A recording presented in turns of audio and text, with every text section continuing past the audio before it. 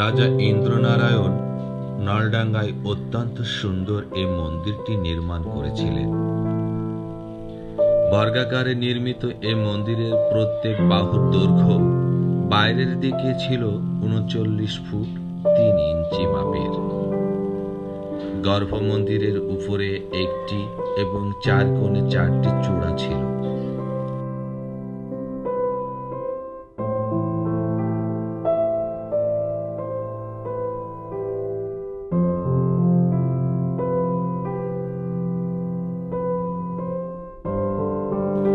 প্রতিষ্ঠিত বিগ্রহের নামকরণ করা হয়েছিল ইন্দ্রেশ্বরী, পরে এর নাম রাখা হয় সিদ্ধেশ্বরী। আনুমানিক 1865 সালের বেশ কিছুকাল আগে মন্দিরটি নির্মিত হয়েছিল।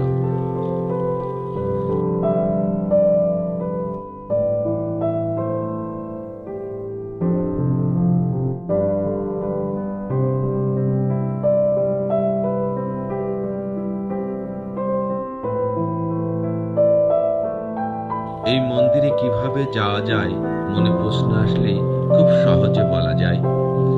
ঝিনাইদহ থেকে বাস অথবা সিএনজি দ্বারা এই নলডাঙ্গা মন্দিরে যাওয়া যায়।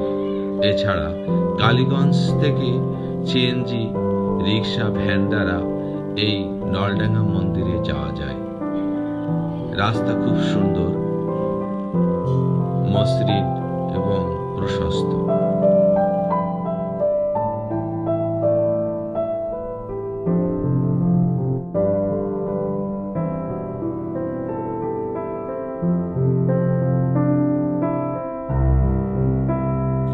বাংলাদেশে বিভিন্ন সম্প্রদায়ের মানুষ বসবাস করে।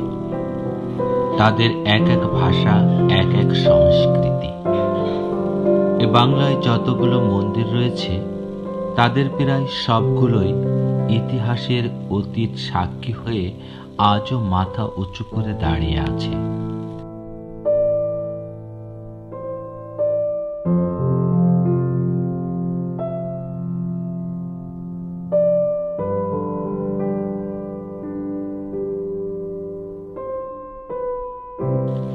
তেমনি ঝিনাইদহ জেলার কালীগঞ্জ উপজেলার ঐতিহাসিক নলডাঙ্গা মন্দির তাদের মধ্যে অন্যতম একটি মন্দির।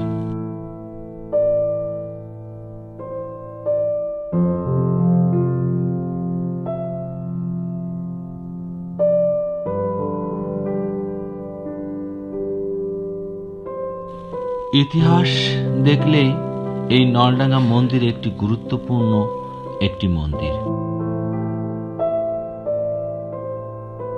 প্রকৃতপক্ষে এই নলডাঙ্গা রাজপ্রাসাদ আর রাজবংশের ইতিহাস কালের গর্ভে বিলীন হয়ে গেছে সেই পাকিস্তান আমলেই।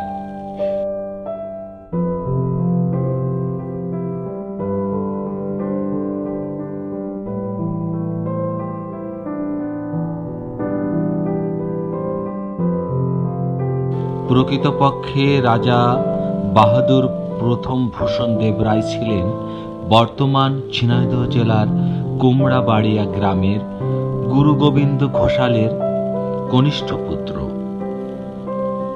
তিনি রাজবংশের কেউ ছিলেন না।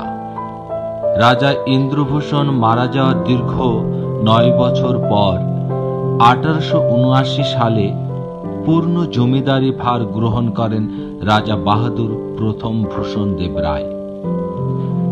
1913 সালে তিনি রাজা বাহাদুর উপাধিতে ভূষিত হন।